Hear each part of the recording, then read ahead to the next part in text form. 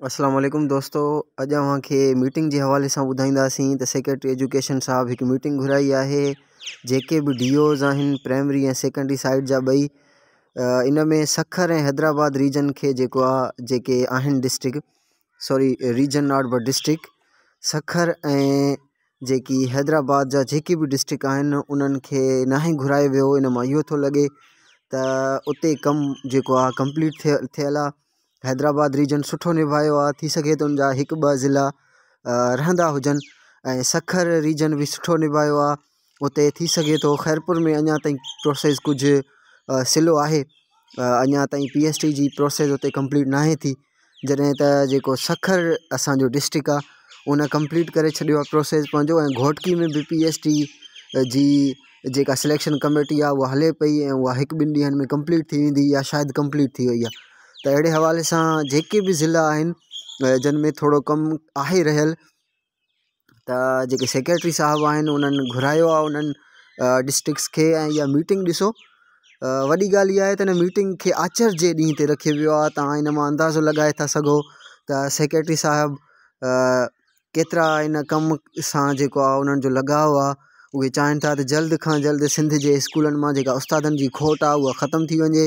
In meeting खे जेको आचर ते घुराइणु आहे, इन मां इहो थो लॻे त उहे चाहिनि था तव्हां जल्दी स्कूलनि में कमु कयो ऐं उन्हनि जे बदौलत इंशाअल्लाह अवां कुझु ॾींहंनि अंदरि जॉइनिंग आर्डर इंशाअल्लाह वठंदा हुआ। हिन जेकी असांजी मीटिंग आहे, इन में जेकी माना रिक्रूटमेंट ऑफ इंटर्नी आहे उन हवाले सां बि हिदायत ॾींदा वेंदा ऐं PST JEST जे हवाले सां बि इन प्रोसेस जन माना ज़िलनि में थोरो रहियल आहे तो उनखे भी स्पीड अप कराने की कोशिश की वेंदी। यहाँ पे हमारे बहुत बहन और भाई उर्दू स्पीकिंग हैं मेरे viewer, so when ever I speak in Sindhi the comment sir U should speak in Urdu, that's why I am sharing this with U that secretary sahab has called a meeting of all DOs where the process is slow, so Mirpur Khas is somehow disturbed, that's why these all districts have been called to represent the progress of PSTs and JESTs, and they will be directed to further speed up the process.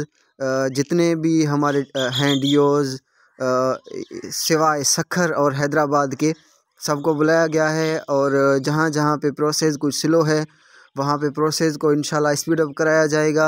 ये meeting Sunday को हो रही है, इससे आप अंदाज़ा लगा सकते हैं कि सेक्रेटरी साहब आपके काम से कितना डिवोटेड हैं। इंशाल्लाह सिंध के जितने भी PST और JESTs हैं वो कुछ दिनों में उनके हाथ में ऑफ़र आर्डर होंगे इंशाल्लाह। इस मीटिंग का जो एजेंडा है वो ये है कि फ़र्नीचर की कमी को पूरा किया जाए हमारे गवर्नमेंट स्कूल्स में। PST JESTs के प्रोसेस को स्पीड अप किया जाए। जो इंटर्नीज़ रिक्रूटमेंट मतलब होने हैं उस प्रोसेस को भी जल्द से जल्द पूरा किया जाए, और जो हमारे लोअर ग्रेड हैं एम्प्लॉइज़ उनको भी प्रोमोशन मिलना चाहिए। उसके अलावा सिंध से तालीमी ख़बर ये है कि सेक्रेटरी साहब ने एक लेटर जारी किया है कि जो भी हेड मास्टर बनता है, DO बनता है, TO बनता है, उनको गिफ्ट दिए जाते हैं, उनको अजरक यानी दिया जाता है। इससे टाइम भी हमारा ज़ाया होता है और पैसे भी ज़ाया होते हैं। तो इसलिए आज के बाद कोई भी अगर नया HM आए, DO आए, TO आए आपके रीजन में, आपके तालका में, तो उनको इस तरह के गिफ्ट नहीं देने। ये सेक्रेटरी साहब ने लेटर निकाला है। Now it's prohibited to present the gifts to TO and HMs। उसके अलावा सिंध से तालीमी ख़बर ये है कि कराची में एक प्रोग्राम होगा साइंस फेस्टिवल। उसमें सिंध के स्टूडेंट अगर पार्टिसिपेट करना चाहें तो हर डिस्ट्रिक्ट से पार्टिसिपेट कर सकते हैं, जो कि NED यूनिवर्सिटी में होगा। और सेक्रेटरी साहब ने सब DOs को लेटर भेजे हैं कि आप हर डिस्ट्रिक्ट में से 10 से 12 बच्चे भेजें जो कि आकर आपके यानी डिस्ट्रिक्ट को रिप्रेजेंट करें। उनके साथ एक साइंस टीचर का होना भी लाजमी है।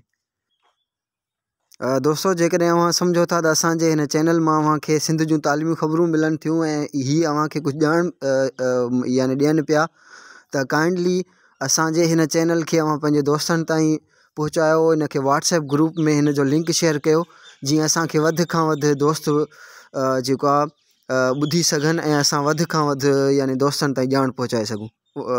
Thank U very much.